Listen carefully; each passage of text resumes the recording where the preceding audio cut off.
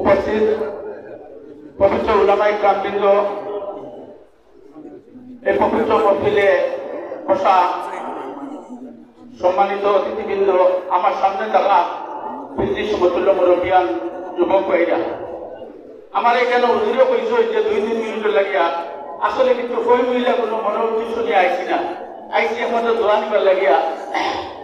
তবু যখন নির্দেশ করা হয়েছে দুই এক কথা মাতিলে আমরা ইসলাম ধর্মাবলম্বী মানুষ, আর ইসলাম শব্দ হইল শান্তি।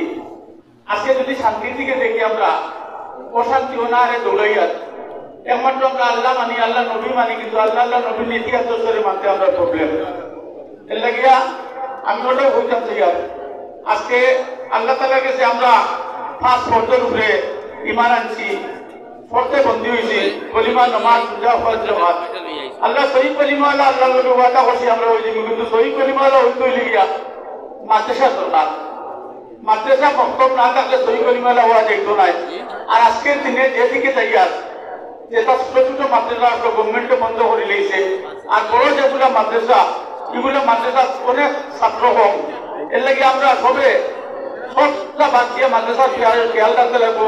এই মাদ্রাসা যতদিন থাকবো, ইসলাম ততদিন থাকবো। মাদ্রাসা বলতে গেলে ইসলাম উড়িয়ে দিব দুনিয়া থাকিয়া।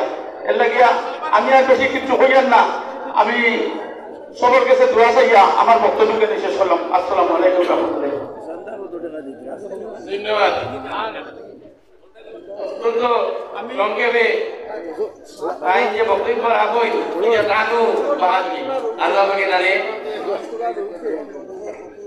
এখন আইসই টাইম এই মাদ্রাসা ইতিহাস নাম পর্যন্ত পর্যন্ত এটা তো আমরা তার কাছে করার জরুরত বড় করি না।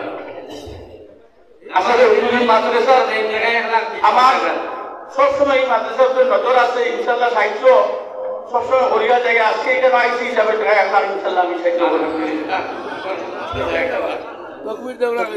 নারে তাকবীর, নারে তাকবীর। আজি নিজামুদ্দিন চৌধুরী সাহেব।